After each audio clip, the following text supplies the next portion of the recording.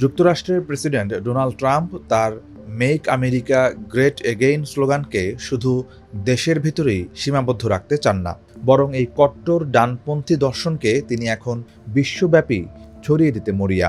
নিজ দেশে ক্রমহ্রাসমান জনপ্রিয়তা এবং মধ্যবর্তী নির্বাচনে ভরাডুবির শঙ্কার মধ্যেই ট্রাম্প প্রশাসন বিশ্বের বিভিন্ন দেশের রাজনীতিতে হস্তক্ষেপ করার মিশনে নেমেছে। তবে বিশ্লেষকরা প্রশ্ন তুলছেন, খোদ নিজ দেশের জনগণই যেখানে ট্রাম্পের বিশ্ব দর্শন প্রত্যাখ্যান করছে, সেখানে বিদেশে এই মাগা দর্শন কতটা কার্যকর হবে?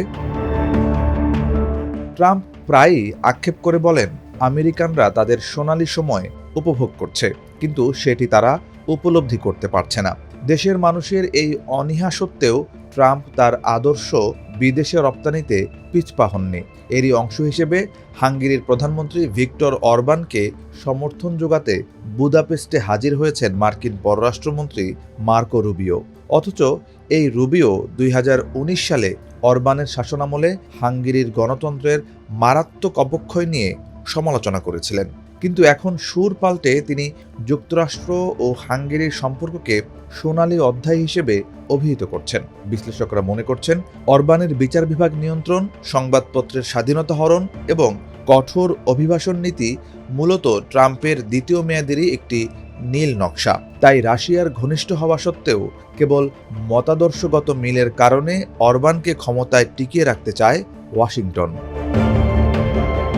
ট্রাম্পের এই হস্তক্ষেপ কেবল হাঙ্গেরিতেই সীমাবদ্ধ নয়। তিনি ইতিমধ্যে আর্জেন্টিনা, ব্রাজিল, হন্ডুরাস এবং পোল্যান্ডের নির্বাচনে প্রভাব বিস্তারের চেষ্টা করেছেন।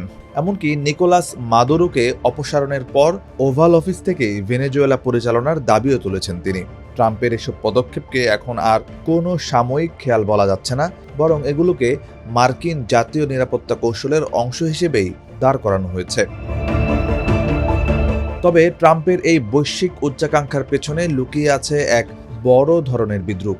নিজ দেশে তিনি এখন ইতিহাসের অন্যতম অজনপ্রিয় প্রেসিডেন্ট। জনমত জরিপে তার গ্রহণযোগ্যতা 40%-এরও নিচে নেমে এসেছে। রিপাবলিকান নেতারাও আসন্ন মধ্যবর্তী নির্বাচনে খারাপ ফলাফলের আশঙ্কা করছেন। ইউরোপের মূলধারার রাজনীতিবিদরা সতর্ক করে বলেছেন, ট্রাম্পের এই জনতোষণবাদী নীতি স্থিতিশীলতা ও গণতন্ত্রের জন্য বড় হুমকি। ইউরোপীয় ইউনিয়নের সিদ্ধান্তের বিপক্ষে অবস্থান নেওয়া অরবানের সঙ্গে রুবিওর এই সাক্ষাৎ প্রমাণ করে যে ঐতিহ্যগত গণতান্ত্রিক মূল্যবোধ থেকে সরে এসে যুক্তরাষ্ট্র এখন কট্টর ডানপন্থার দিকে ঝুঁকছে।